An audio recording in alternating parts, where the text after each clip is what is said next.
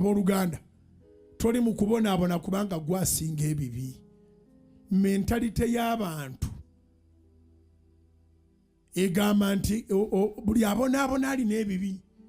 Kyova olaba mu Yokaana essula ey'omwenda, John chapter 9, Yesu bwe yali ng'ayita ne basanga omusajja yagongobala, omuzibe w'amaaso, atategereke, kali completely deformed.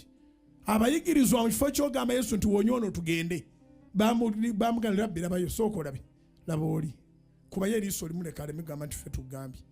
Okay, tubuulire oyo ye yayonoona oba bazadde be?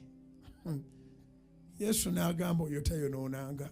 Actually abamusongamu olunwe bwe bamuleetera okuwonyezebwa, abakusongamu bonna bagenda kuleetera ekyamagero mu linnya lya Yesu.